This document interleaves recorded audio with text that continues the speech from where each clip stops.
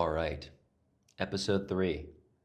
Really excited to be here with you guys. Before we get into our topic today, which is really exciting and well needed, I want to just quickly talk about what we're here for, which is young men, 18 to 35. We've interacted with a lot of young men in our lives, whether it's friends, family, church, and it's not a good outlook right now. There's a lot of problems, and it's a lot of the same problems. Society doesn't seem to be really well equipped to do something about this. And in that gap, we want to just step in there. We want to be an advocate for you, whatever your faith background, whatever your mentality is. We want to be here and stand in the gap with you, tackling these important topics, showing you guys a better way, and being in lockstep. So if you're interested in that, we'd love to hear from you. Feel free to send us a text message or DM us so that we can jump on a call and partner with you. That's all we ask. And so this topic, I think, is going to be really important to go through. Also, probably one of the most misunderstood topics. And so we'll have to spend many episodes talking about it, but this is a good way to kick it off. So, JP, you're going to kick it off for us. Yeah, so welcome back, guys. This week, today is actually Valentine's when we're recording this. So we thought, what better topic to discuss than love? And what we kind of want to break it up into what God says about love, how that forms us in our inner being, and then how does that flow out to others. And so, yeah, just from the, we know who we are based on our relationship with God. And so, yeah, we're going to dive into these topics. And like Nathan said, we're going to go through it over maybe weeks or months or whatever, but we just want to give you guys a framework today. So, yeah. What does it look like to love God and how that forms you? I mean, even before we jump into that, I think that people who are not Christian are going to hear this and be like, why are these two guys talking about God? They say, it's not just for Christians, and then immediately dive into Jesus. Yeah. And so I think there's a bit of a misconception here. Like, we see love as this word that is applied in all kinds of contexts. It's something that we've noticed. It's impossible not to notice it. Ads, campaigns, words, love this coffee, love this person. But fundamentally, like as we try to create a framework for love, I don't think that you and I can actually do that without Jesus. For one, it's foundational to who you and I are. Yeah. And it's foundational to my story. But beyond that, you can do a lot of things that are loving or in love, but that posture, that truth, I think only comes from this sacrificial way that Jesus lived. Yeah. And so I don't really think there's a way you can divorce love and Jesus. And even the way that we love so often in society, like this idea of human rights or women's rights or anything comes from Jesus. Yeah. He was for all of them. Yeah. Jesus was for the marginalized. He stood in the gap before any of this. Yeah. Yeah. So we have to talk about it to really address this topic well. And so I say, like, personally, the reason that I wanted to lead with this part is because God's love is the thing that really brought me into relationship with him and changed my life. I mean, my life verse, which is like a Christian term, like people choose like a verse that they really, it's not even really a biblical thing. It's just like they almost vibe with the verse. And mine is John 15:12-14. And it reads, "My command is this, love one another as I have loved you. Greater love has no one than this, to lay down one's life for one's friends. You are my friends if you do what I command."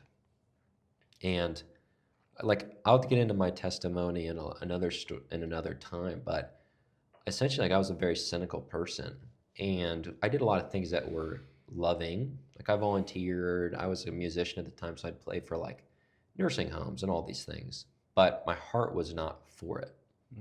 It was self-seeking at the end of the day, or like for my resume. And a lot of times it was what my family was doing, and I just kind of tagged along. And I remember we were working with foster care, and this baby who we were essentially watching, his mother was a heroin or opioid addict. So the child had withdrawal, can't sleep, can't eat. It's just not a good situation to be in. And I was very cynical about it. I was like, the mother deserves this, It was sad, but it was not like something I was vested into. Kind of like, do this, like I was doing what was right, seen in the world, but just my posture was not. And I remember this baby looked at me one day and just like felt a shock wave go through my body. And for the rest of the time that I was interacting with him, I just was weeping all the time. Wow. And that was the beginning of like when God started to expand my heart to understand a glimpse of his love. How old were you when this was happening? I was about 18. Wow. So, So and I the mean, formation process of like yeah. love and understanding God's love over creation was happening around that time. And I didn't connect it to like Jesus at the time. Yeah. All I knew was like I had this radical experience, and it's like, Ooh. what? Like, is there, because I also would say like, I think that churches struggle to explain the topic of God's love. This idea of just like a radical pouring out. And it's amazing because like one of the most commonly quoted verses is God is love. Yeah. I mean, it's God chooses it as you said this, it's God chooses it as his identity. Yeah. Whoa. Yeah. And I think we were talking about this earlier. It's like, well, where did the pitfall come in? Outside of like, it's used and abused as a verse. One of the big ones is that love by itself is kind of a catch-all term. I mean, it means like anything. And like, there's even a book by C.S. Lewis called The Four Loves, where he addresses four of like the roots of different use cases of love. And it's funny because like, if you guys don't know this, and I wrote this down because there's some Greek coming your way, but the Bible was written in Greek and Latin and a bit of Aramaic. And as a part of the translation process, certain words that had meanings in those contexts were abstracted for a catch-all term. Love is one of those words. But if you kind of, like nowadays with the internet, you can do this a lot easier, but you can kind of backtrack what those words mean. Yeah. And one of the big ones was people just realized how many different words the Bible used to describe love. And it's funny because when God describes or God sets his identity in love, it's actually a specific one of those words. It's not all of them. And so God is almost not saying that he's all of love, the same way you love a cup of coffee. Yeah. He is a specific type of love. And so we found this really interesting. Wanted to go through a few of these ones that appear in the Bible. Yeah. It's like, or in just that time of the world. So there's Eros. So like we're Valentine's Day. When you love your girlfriend or boyfriend or spouse, that's Eros love. It's kind of like sensual, romantic, sexual. There's Philia, brotherly love. Like I love JP. Yeah, Philadelphia. Or, I love Nathan. And it's that brotherly love. Yeah. There's storge, which is familial love. Like I love my parents, I love my sister, my grandparents. And it's funny because you can be in multiple, like my parents, I would consider them both friends, but it comes out of storge. And then there's pragma, which is like an enduring love. Just like through the thick and thin of life, like just like enduring through that. Because it's so easy for people to like quit or leave when things are really hard. So yeah, this was like my first time hearing pragma, but yeah, enduring love, beautiful. But I mean, I think about like sports teams. People love sports teams. Yeah, that is and true. Half the time they're bad sports teams. Yeah, and that is also enduring. Yeah. In so many ways, yeah. There's mania. By the way, a lot of these loves are negative. Mania was interesting when we started to look into that because it's like obsessive. Yeah.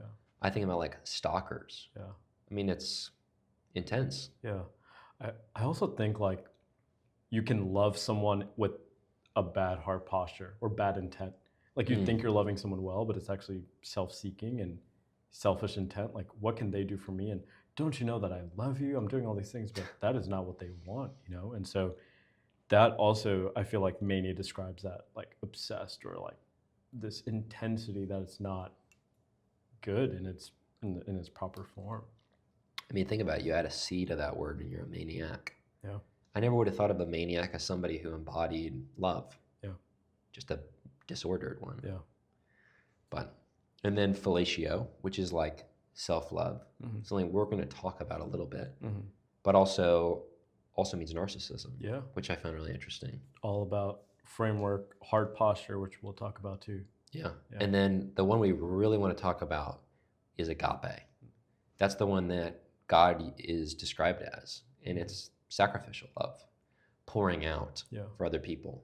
So when so when it says God is love, I think you can almost say like God is sacrificial love versus like God is love. And then people interject their own meanings of the word love into it. And that's where I often think people would just get like worn down by that verse when it's supposed to be so powerful, because it represents the idea that like God poured out his life and died for us, and that he doesn't judge us. He doesn't boast. He is loving with us. He takes time. I mean, take like 1 Corinthians 13, this verse that is always said at weddings, yet has nothing to do with relationships when it's said. Nothing to do with like romantic relationships. It's said in the term of actual spiritual gifts and how to judge if they're being used correctly and your posture towards others. And it says, like, you guys have all heard this. It's like, love is patient, love is kind, it does not envy, it does not boast, it is not proud, it does not dishonor others, it is not self-seeking, it is not easily angered, it keeps no record of wrongs. Love does not delight in evil, but rejoices with the truth. It always protects, always trusts, always hopes, always perseveres. And you just think about that, like, imagine just replacing the word God with all those things. God is patient. God is kind. He does not envy. He does not boast. He is not proud. He does not dishonor others, not self-seeking. He's not easily angered. He keeps no records of wrongs. That was one that really stuck out to me. He keeps no record of wrongs. So many people have been brought up in the church tradition of this God who like keeps a track record of what they've done. And that they have to almost like do the right things to get forgiven because of how severe the thing they've done is. That is just so incongruent with the radical outpouring of God.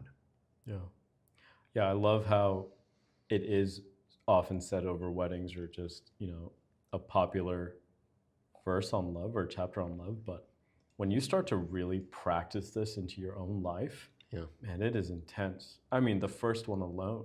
I was driving yesterday on the highway coming into the city, and it was like, there was a moment of people were testing my patience, and I was thinking about the episode today, and I was like, wow, God is love, or love is patient. God is patient. He teaches you to be patient. I'm like, the first verse alone challenged me.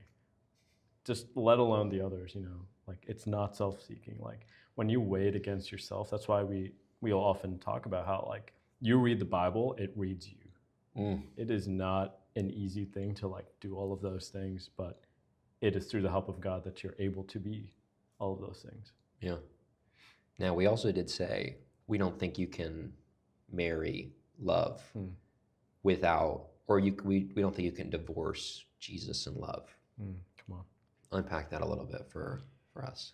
Yeah, I mean, it is at the very core of who Jesus is. Like he says he is love. This is his identity. It is not how I would describe Nathan as like a characteristic, or how he would describe me. It's not your character.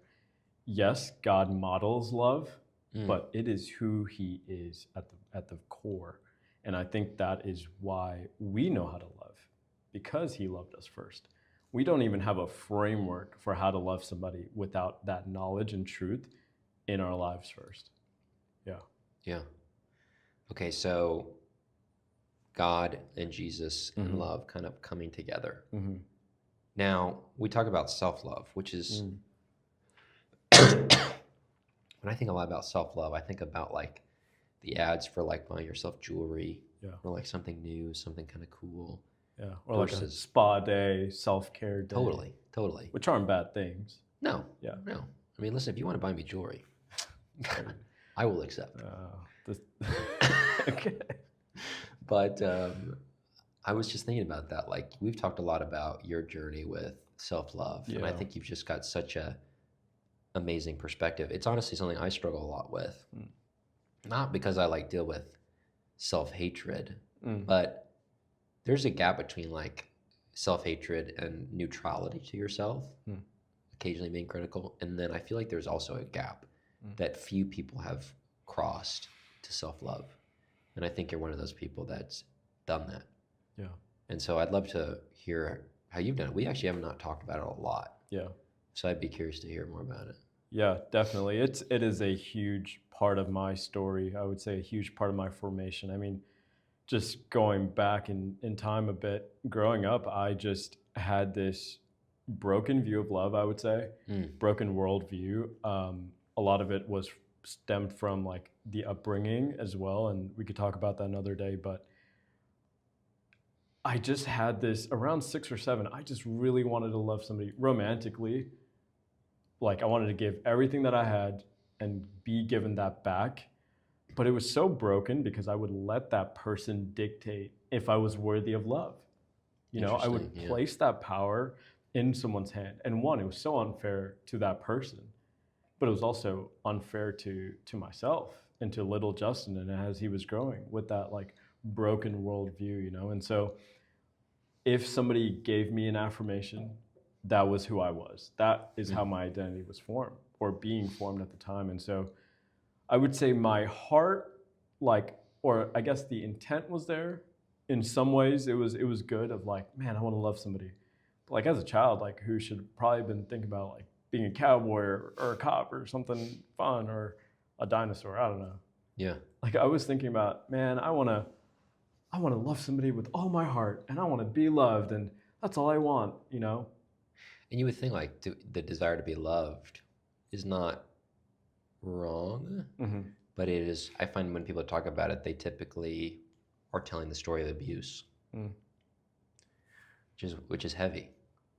So heavy, so heavy. Yeah, and a lot of like the upbringing for me was a lot of my story was formed out of places of hate and a lot of Mm. dark places of, man, I didn't like who I wasn't like in a mirror. I didn't like who I like appear to be in different circles and how I Yeah. came forth to other people. And I thought, man, if I just like got a few people or got one person to like see me and love me, then I'll be okay. And man, that is just such a broken worldview, and you can't love somebody purely without the external source, which is God's source over your life. And so it was maybe around 17 or 18, 16, around that time where I started to open my eyes to that truth. I started to say like, man, I don't think somebody should be able to dictate that over my life. Yeah. And that is where I think the formation of at least the love started to build, where I was like, man, I think it's an identity issue and not I met the wrong person issue, you know? And Yeah. so I would say around that time is where God really started to grab a hold of my heart. And man, I know that's kind of like a Christian-y thing to say, but he was just so intentional over my life. And I won't, like, not everything like came to fruition around that time. It has been a journey, and I would still say it is, but man, I've just seen God change my identity. And because he's changed my identity, and when I say things like that, it's hey, who does God say that I am? Who does God say that you are? You know? Yeah. I mean, like one of the things that I would point out on this is something we talked about in a previous episode. It's a Tim Keller quote about where you put your obedience can be the most freeing thing or the most, I'm trying to think of the word he used, but it can like hold you hostage more than anything else. And we all give our obedience to something. He said that, and I thought it was very profound. It's like we all give our obedience to something, so make sure it's the right things. Yeah. And I'm thinking about like you were giving your obedience to somebody else, and on one hand, there's like somebody's going to hear this and say like, "Oh, the problem is you gave your obedience away," but everybody does. Yeah. Yeah. And I think about like people that, like in my firm who give their obedience to the company. Yeah. And they a lot of times like, oh, downsizing or layoffs or the stock goes down, like the market's bad. And they're just like completely obedient to it. Yeah. And it dictates who they are. Kind of like how other people were treating you dictated how you are or how you were. Not anymore, but. Yeah, I cannot leave that part of my life like from my story almost, because I think of little Justin today often of, the kid who really struggled through those dark times, struggled to love himself, to even know what that means. But then there came a point where, like you're saying, everyone is being formed by something. And, for me, I started to address like, what are the lies that are forming my life?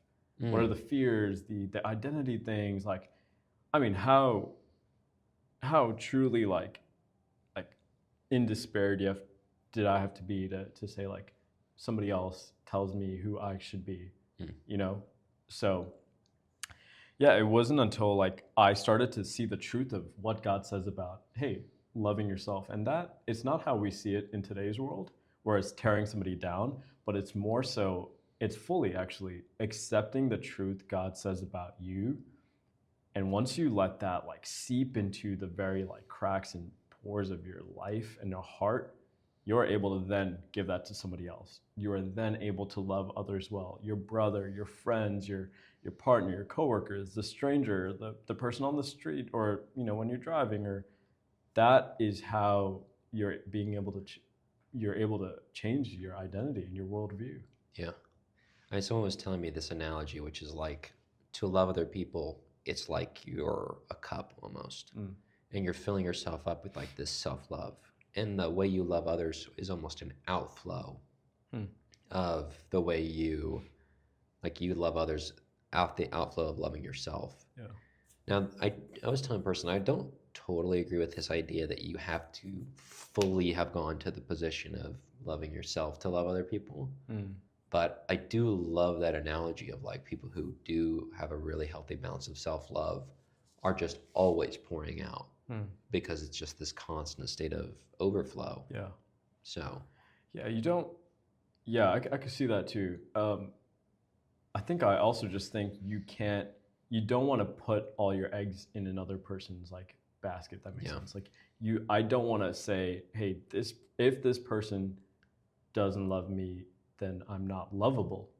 Or if I'm single, then I'm just lonely. Like I don't think I'm loved. And no. It's like if you are healing you're working on the healing, the growth from the inner parts of yourself, the hard posture part, man, like it is totally, totally different. Like you can stand on that. You can stand on business any day. You know what I mean? Now, for like somebody who's listening, who's maybe at a position you were where they're thrown off obedience from something else, how do they go about building self-love in a really healthy manner? I mean, whether you're, I mean, for me, I grew up Christian, and so a lot of what God said about me is how it started to chip away at my cold heart, my like heart of, I don't want to say stone, but like with just the wrong worldview. And I think you just have to start saying what God says about you over yourself. And this is something I still do. He says, hey, you are beautifully and wonderfully made. You're a victor. You're strong. He's able to give you love and grace and all these things. And I think once you accept the story of, hey, God saved my life. He thought I was worth saving. I mean, whether you believe in this or not, this can change your life. Yeah. And so I think even on that level, and also on other levels, it was honestly getting into good community. But I will say, and I think why I'm so like gung-ho on, hey, it starts here, is you can have good people in your life, but if you still don't see that for yourself, it's not going to do anything. It'll get you to a good enough place, but it's not the best place you can be. Does that make sense? Yeah. No, it does. Like, I mean, when I think about practices, I'm a very type A type person. I love the things to do that can get you closer to the destination. Yeah. But ultimately, it's almost like you're priming yourself for the internal change. It's not the internal change. I mean, when I think about, like when I was raised Catholic and in a very type A household, and a lot of the practices of the Catholic Church are really beautiful. Confession, adoration, but they often are not contextualized to the heart posture that they prime you for. And so it's often people are not aware of it and it's missed as a result. When I think about fasting, I mean, like fasting is not a fun thing to do, but you're priming yourself for like removing dependence on food, removing dependence on like your desire or like generosity. I mean, anything like, you're working out. Like the purpose is you want to become somebody that is, on one hand, you want to get into good physical shape, but you also want to become somebody that is healthy. I often think about that. You want your heart to be of somebody who is very healthy, who makes healthy decisions. It's instinctual for you to do that. Like nobody who's going to the gym and you interview them like, what's your goal? And they're like, I want to be somebody who loves donuts but eats strawberries. Yeah. And they're like, no, I want to be somebody who desires the good things, because in setting these practices over time, my heart has changed. But it's often unsaid. And it's not even like, it's something that I would say that even non-Christian people try to articulate. But again, the problem is when you try to articulate things that are of God without God, it just misses to some degree. Absolutely. So, yeah. But, I mean, the one thing as we were going through this, it really stuck out to me was, by the way, from something like that I only had in my notes like years ago, something I really haven't thought about for a while, which is Jordan Peterson. It's not somebody I listen to a lot. I don't disagree with him. It's just he's very analytical, and it was never like jived with me. But in his book, I think it's 12 Rules for Life or something like that, he has this word in it that I think is so good, where it's, imagine you were somebody that you were responsible for taking care of. What would you do for that person? And I have to think about it, because like so many people are going to listen to our podcast or other people's and do what it says. But often the advice is very specific to who we're talking to, stage of life, topic. Outside of like what we talk about with faith, the best action for you is based on where you are, what you're going through. That's why we say, like, even when we were going through goals, it was like, it's kind of hard because we're like, don't just take our goals, like find goals that work for you and take that, but just developing a healthy framework. Yeah. And I have to think about it, like one of the exercises that really helped my walk was, I was like, okay, you happen to know yourself better than anybody else. Write a list of like your greatest weaknesses, greatest strengths, mannerisms, habits, outlooks, and then write off like, you at the top. Where you wrote you, just scratch it off and wrote like Nathan in this case, right? Okay, this is somebody I'm looking at. How do I best help them? Wow. And I was thinking about it like when I was doing this exercise for myself, and I think this is a very relatable aspect, is I realized I've often had like a very lone wolf mentality in my life. And I realize that I thrive when I'm with people. Yeah. I get a lot of energy. It's almost like we were made for community. Yeah. Yeah.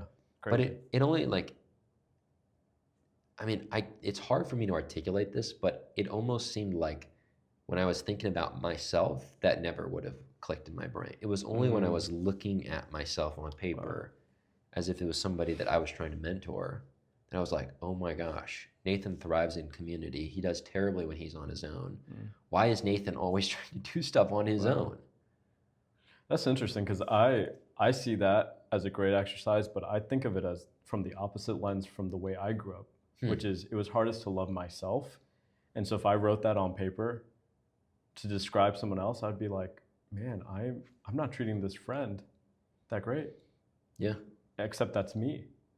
No, it's kind of, it is an incredible thing to really like write down on paper. I mean, I would even go a step further, and I would say that if people wrote out a description of themselves on paper, they would realize that they're abusing themselves. Ooh. Wow. Because think about it, like nobody would be like, constantly looks in the mirror and tells himself he's ugly or fat. Yeah. That's healthy. And that's what I mean. That's healthy. That's what I mean. Like it's, wow, that will shift a lot of things in your heart. Yeah. And I think that's even a practical way when you talk about ways that we can implement this today, or how young men listening. Yeah. I mean, it's funny because we're going back to, I say it's funny and then say like the most normal thing, but I by the way, I don't talk a lot about my job, but my job has been one of the most impactful things in my life. And I get to learn stories from incredibly well-off people. And within church, I've gotten the opportunity over the last 3 to 4 years to meet a lot of really wealthy people. And I remember I was talking to somebody who said this, and it was so curious to me. I started to ask people this question more, which was, I was talking to him about like, this was a guy who was like, loved food, wrote reviews of food, very well-off individual. And I was like, well, what's your favorite meal? And he was describing, because he's from Louisiana. He was describing his mom's Creole food that she used to make as a kid, and how she would like tailor it to him and his sister and his dad. And I was like, kind of interesting, right? Like it's a homemade meal. Like he immediately, like it wasn't even like that much thought. Just knew, oh, my mom's cooking. And I've asked a lot of people this question, and the amount of them that have said like a homemade meal by their mom or their grandma or their dad or their grandfather, like a family member, somebody really close to them, I found so interesting. And it just goes to the idea that like the best advice is personal. I mean, the best meal is going to be personal. Like a lot of these people have gone to like 3 Michelin star restaurants, and they're saying, like, think about that. They've gone to a meal that costs $1,000, and they're saying that my grandfather's cooking just hits the spot. I mean, that's what we want to kind of get across. Is like how to love yourself. It's like look at yourself. Like look at yourself as somebody like I love this person. Yeah. And speak that identity over them and say like, okay, this person is victorious. Yeah. And then how can I best love this person? Like, because we're going to talk about how to love others. The first other person you should love outside of yourself is you. So it's tricky though. Yeah, it is. It is very tricky.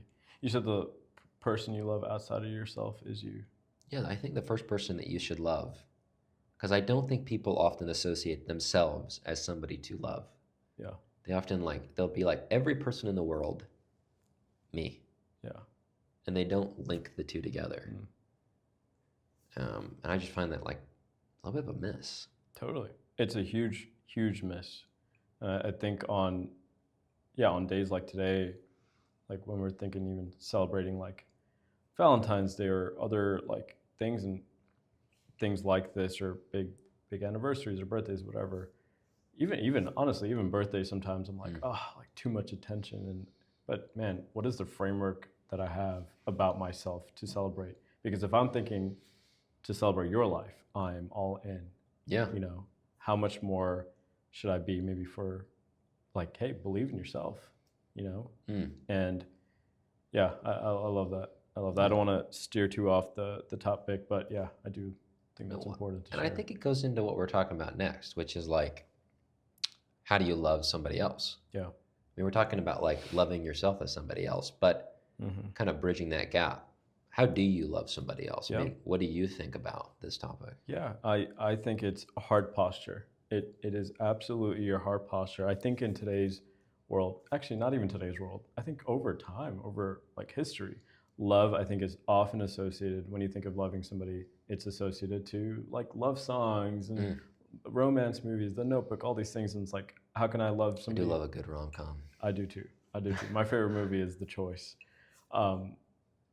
Great movie. I don't actually know if I've watched that. It's a good one. It's a Nicholas Sparks movie. Oh no! Oh, I think I've no, watched JB, it maybe come on. 45 times. 45 times? Man of the people. What can I say? Listen, my mom watches this podcast and she loves Hallmark movies Oh, too. really? I like there's some that are like, you know, it's Christmas, you're kind of bumming around for the day, you're like, I'll watch a Hallmark movie type of thing. The funniest part is just it's can't like do not peak cinema at all. But I love it. I know like every line. Anyways, we Digress. Loving another person. The complete opposite is what I'm trying to say. Is it's loving others is so much more than loving somebody romantically. Yes, it extends from yourself, but I think I think I was at a place like this for years. I mean, I talked about this earlier, right? Like growing up, I thought loving someone was to love somebody romantically, and that is what I wanted in turn. But I also found myself loving my neighbor, loving my friends, you know, loving my people I went to school with, or, you know, anybody in like my life proximity, or even people around me. And I was like, man, like, is that a lesser love? No, it's not necessarily. It's a different love. But I think you love others well when you have a heart posture that says, hey, I want to treat everyone with kindness. I want to treat everyone with respect and deal peaceably with men and women and people around me. And so I think it goes past your selfish desires. Yeah. And I think even romantically that could be selfish. Like, you know, you think of like, man, I just want to love my girlfriend, my wife, like my kids, my family, my goals. And it's still, it's still selfish. Yes, it's a devotion to that person, and I think that's beautiful. And we'll cover like romantic love another time, but to love somebody else, to love your brother,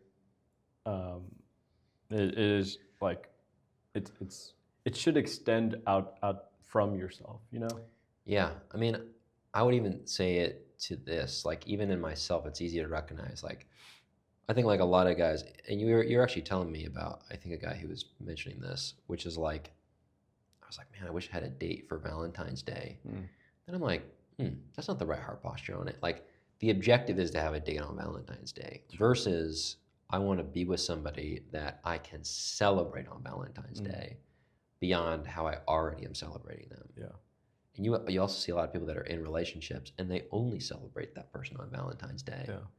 I see this a lot with like long-time married couples.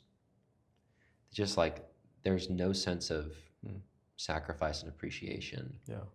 And then it's like, oh, 1 day per year, we can do it. And your birthday, Yeah, it's so funny that you mentioned that. It reminds me of I was in the sauna this week, and You were in the sauna this week. I know, shocker. I was in the sauna before this podcast, but How long? Today was 45 minutes. Okay. Yeah, a little lighter day, but Yeah. no. Earlier in the week, I was talking to a couple guys in the sauna, and they were married guys, and they were just saying, "Man, this is the worst." I was like, "Do you guys have plans for Valentine's?" And they were like, "No, it's the worst time of the year. I hate this time of the year." I was like, "Oh man, what a terrible world."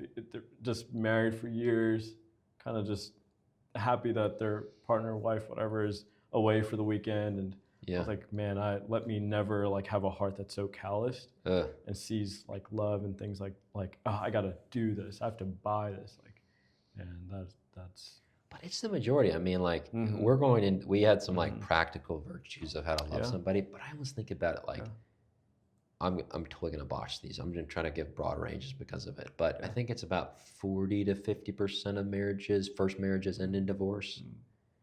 And like I think it's like 50% overall, but that includes like first, second, third, fourth, etc. I have to think about it like, okay, let's say 40, right? That's lowballing it. 60% of marriages are sustained. What percentage of those are unhappy? I would say it's probably much higher. I'd be willing to bet half of that group is unhappy in their marriage.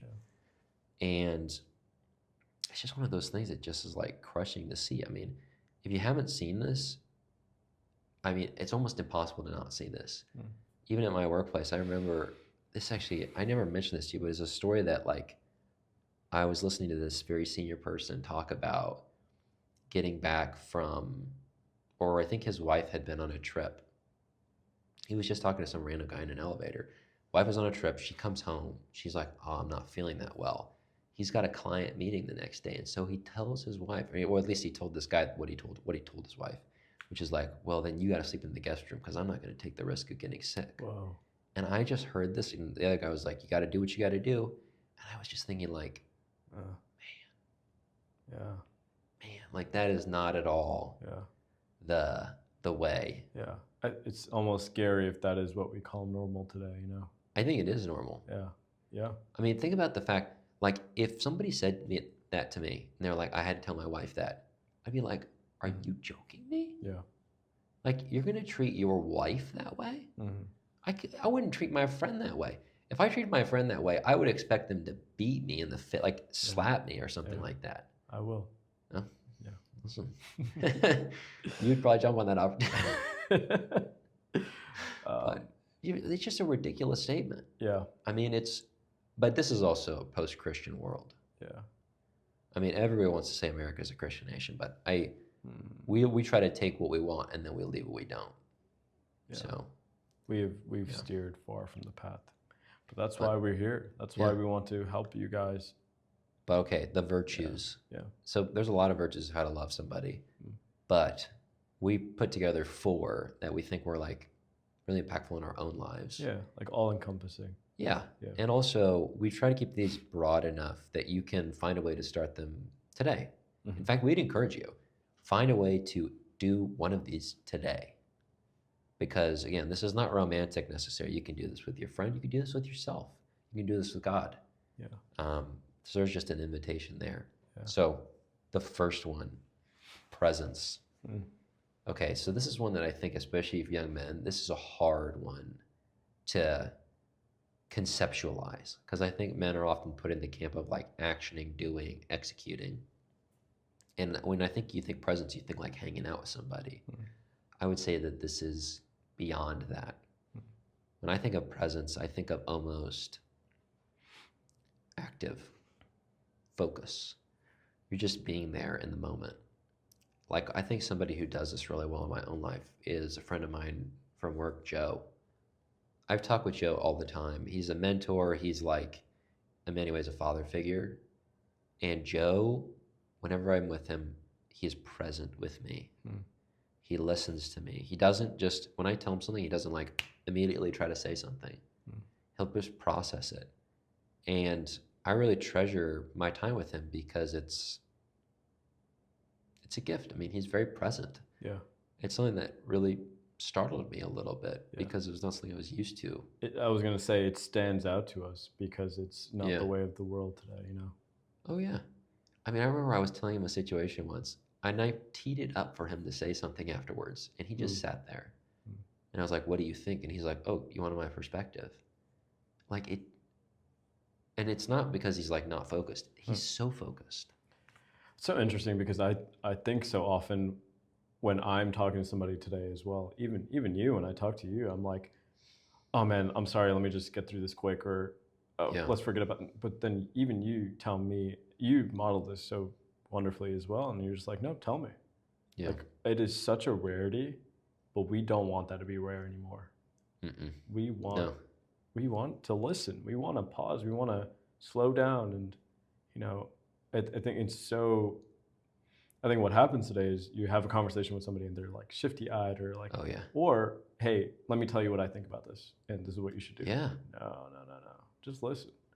I mean, and like this needs to be, it's not just the good moments or the neutral moments. It's like the positives, the negatives. Yeah. I think of this story that I heard when I was doing like a Bible study once. It's a true story. This missionary with, I think it's like Crew, and he was in Brazil bringing these guys over to his house for Bible study. This one guy brings them over for months, and they're just like, this guy's hearing the Bible, not a believer. He's like, okay, you know, shrugs it off a little bit. And one day, the guy comes to him and is like, I gave my life to Jesus. Like, I became a Christian. And the minister guy was like, hold on, like, what happened there? Like, I never heard you say that. He said, no.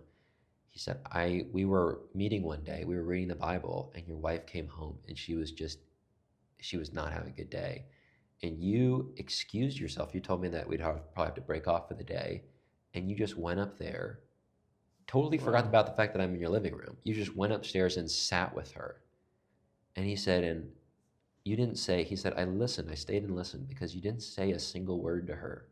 You just sat on the floor, and as she was crying about her day, you cried with her. And he was like, it's like 40 plus minutes. You didn't say a single thing. The minister guy was like, yeah, I was just holding my wife. And I was just present with her. And I remember when I heard that story, like I was getting teary eyed because I was like, yeah. I mean, that is just a insane story to hear. And it shouldn't be insane. I know. Yeah. We don't want that to be the rare few and far between, you know? Yeah. Yeah. But giving somebody the gift of presence can change the attitude of the room. Yeah. Just sitting with them. Yeah. I think about my own life, like you were quickly mentioning, like somebody in my life named Mickey, just such an incredible guy. One I call brother. He's a young adults pastor in the last church I was in. And I remember when I first met him, he was just like, tell me your story. I was like, what?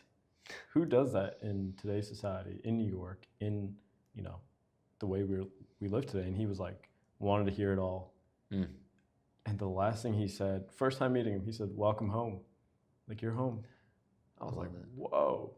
So intentional, so present. Yeah. And he's like that with and I was like, man, maybe I'm just special. Nope, he does that with everybody. So cool. Yeah. Yeah. I mean, the people that give you presence, it sticks with you. Yeah. So that's a big one. Okay. Tell me about sacrifice. Which, by the way, agape love. Yeah. Sacrificial love, Yeah. like Jesus. Yeah, sacrifice is a huge component of what love or what, to love someone is. I mean, to give of yourself, without the hope that they would love you back. Mm. Sacrificial love, to give your time, to give everything. But you never know if that person will love you back, if they will do favors for you. Like that is Yeah. not what love is about. And Yeah. it's really like what even God calls us to, which is this verse or these words that say dying to yourself. What it means is laying down your own desires for the sake of others, for the sake of the world around you, whether that's your kids, your wife, your friend.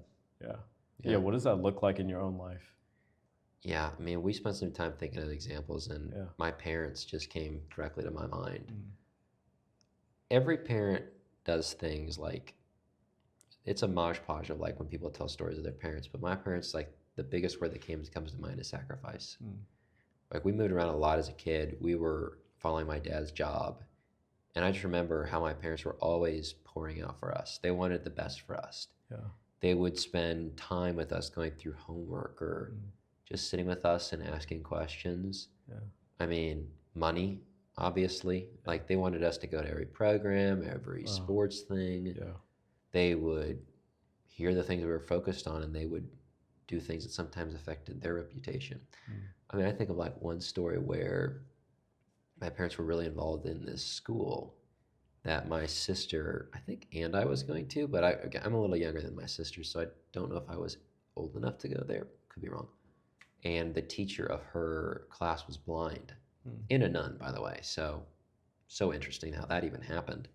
But the kids would often leave class. This was young kids. These were like, I can't remember exactly, like fourth grade or something like that. They're leaving the school.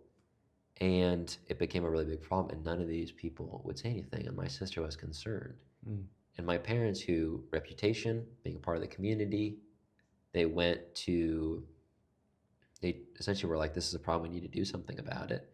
They went to the principal. The principal was like, she's a friend of mine, she's a good person, I don't want to do that. She relies on this income to support her life. And my parents were like, I hear everything you're saying. That's not a good reason to put children in danger. And they went to the priest because it was a Catholic school, they went to the priest and they got that nun fired. And they sacrificed, and it hurt their reputation. It hurt their dynamics of being in the community. It hurt a lot, but it was a sacrifice. It was out of protection.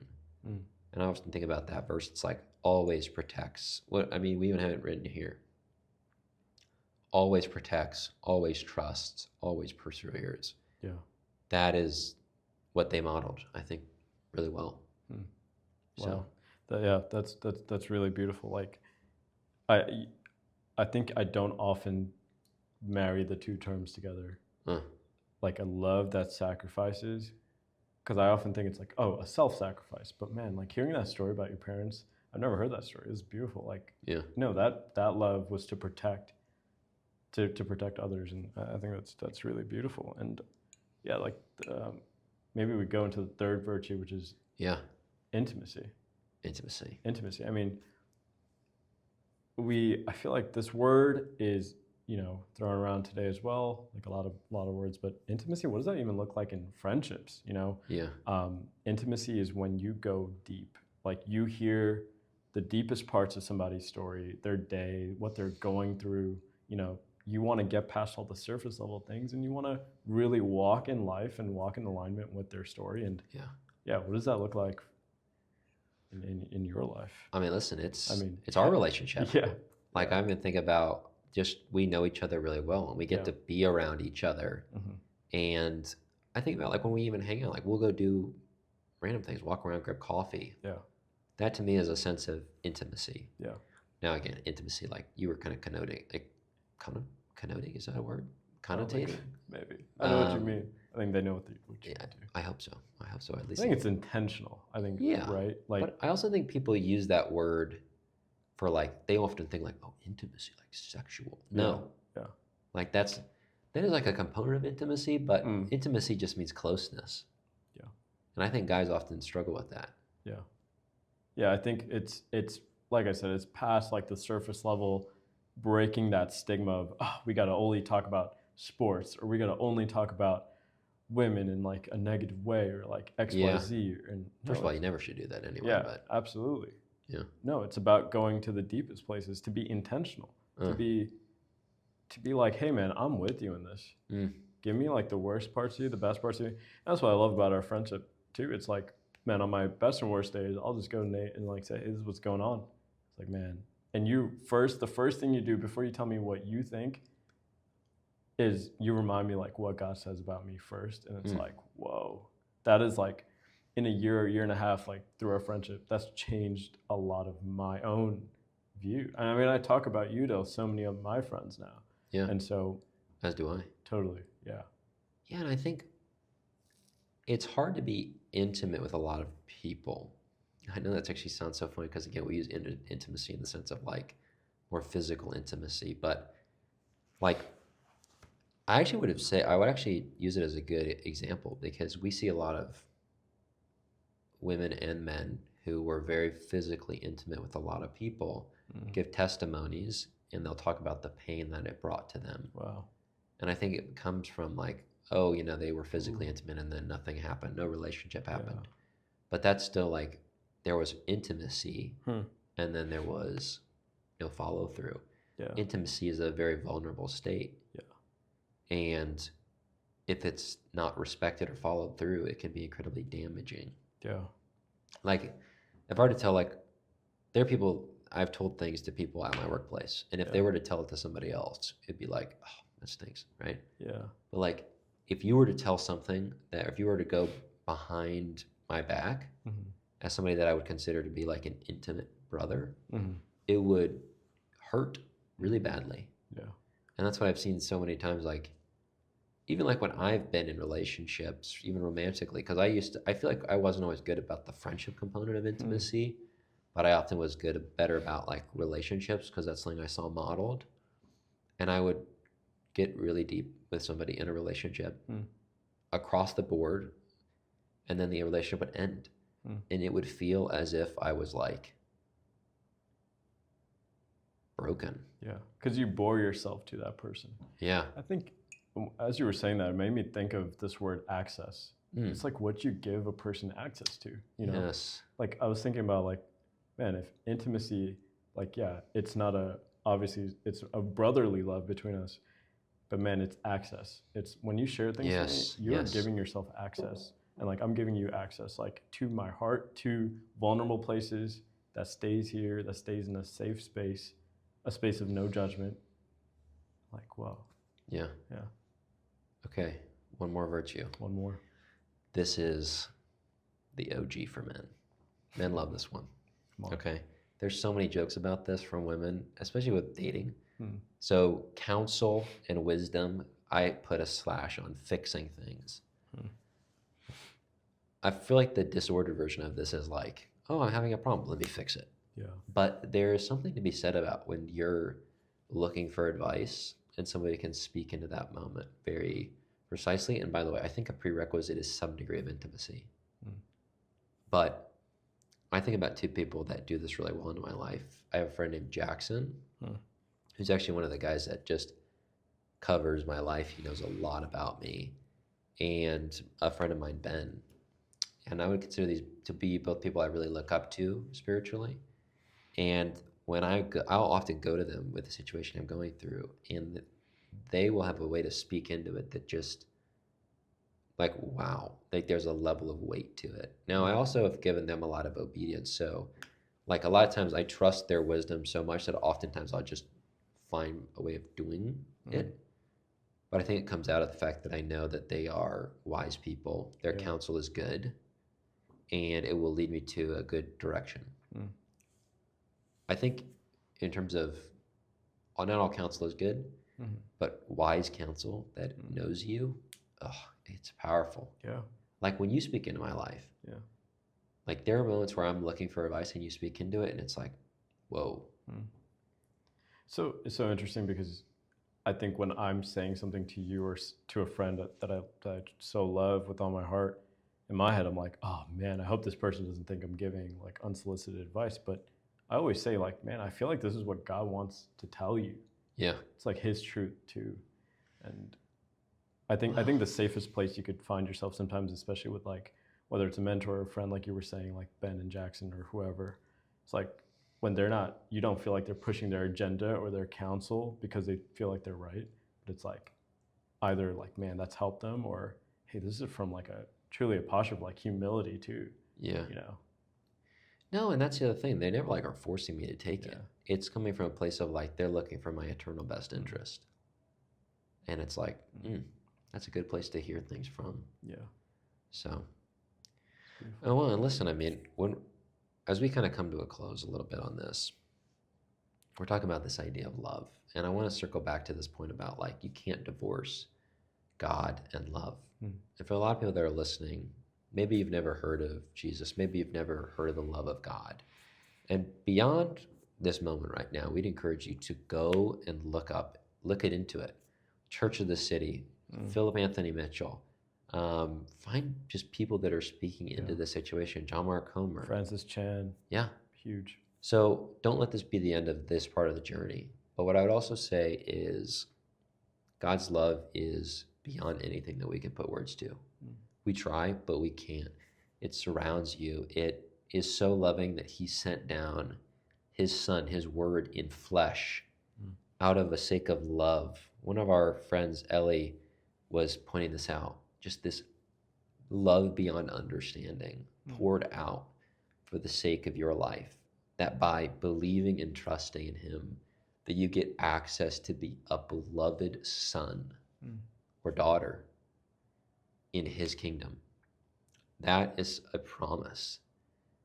And that should shake us to our core, that a God that loves and is patient and is kind wants to be intimately involved in your life, to have presence with you, to sacrifice for you. And just by saying Christ is Lord, that you can have access to that. So we just bless you, and we're excited to partner with you in becoming the man that's going to shape society and bless the world. Yeah. So with that, I think JP is going to pray us out. Absolutely. All right. Yeah, dear Heavenly Father, God, I just thank you. I thank you for this moment, God. I thank you that you are here. You are with the men, the people who are listening to this, God. You are in their stories. You knew them before they were even formed in their mother's womb. Like that's what your word says, God. You love them so deeply. Thank you for your love. Thank you that we only know how to love because you loved us first. Thank you that you have formed us. You form our view, our worldview. Thank you for, even like taking our hearts. Would you just, anybody listening who has just like broken places, God, any like despair or darkness, God, I just pray your love would just consume them. Like, would you just pour your love into those dark spaces, God? More than anything, Nathan and I could say, God, would your love just captivate hearts right now, Lord? For anyone listening, God, would you just hold them in the palm of your hands like your word says, God? God, I just pray that this episode today and like these words and all of this would just come from your heart as well to across the screen. Would you just start to form people's lives, Lord? Form our minds, form our hearts. Like let our identity be rooted and grounded on love and truth and who you say that we are, God. God, I'm so excited to hear the many stories that will come out of just hearing what you are doing in people's lives, God. For my brothers, for men across the city, in the world, in the U.S., everywhere, God. I pray that your love would just captivate our hearts and change our communities, our friendships, our workplaces, our places where you have put us, God. God, I just thank you for this time. I thank you for what you are doing for such a time as this. And I'm so grateful to stand in the gap with my brother. I'm so grateful for what you will do. We love you, God. I seal all these things in your name. Jesus, amen. Amen. All right, we bless you. We love you. Love you guys.